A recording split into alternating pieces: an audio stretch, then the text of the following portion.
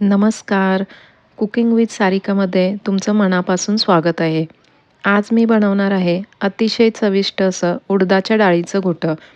मस्त झणझणीत उडदाच्या डाळीचं घुटं कसं बनवायचं ते आज आपण बघणार आहोत. करायला खूप सोपं आहे. ही एक पारंपरिक पद्धत आहे. संपूर्ण महाराष्ट्रभर हे घुटं केलं जातं. पद्धत फक्त थोडीफार वेगळी असू शकते. अगदी काही नाही, रोजचंच साहित्य लागतं यासाठी. आणि हे घुटं भातासोबत, भाकरीसोबत किंवा असं प्यायला सुद्धा खूप छान लागतं. चला तर रेसिपीला सुरुवात करूया.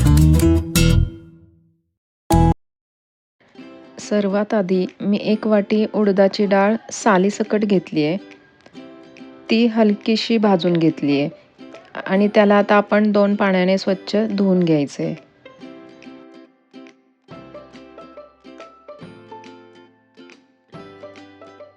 आता डाळ कुकरच्या डब्यात घालून 3 ते 4 शिट्ट्या करून शिजवून घ्यायची आहे.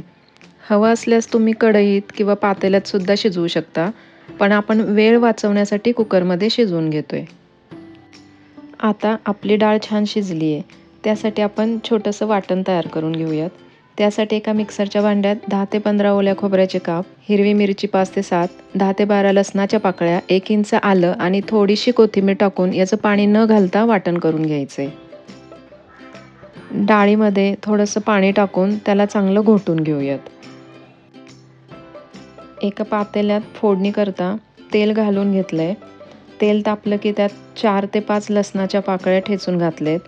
त्यावरच थोडासा हिंग, जिरे, 8 ते 10 कढीपत्त्याची पाने आणि त्यातच तयार करून घेतलेलं वाटण घालून ते तेलावर चांगलं परतून घेतलंय. वाटणाचा कच्चेपणा जाईपर्यंत त्याला तेलावर छान परतून घ्यायचे.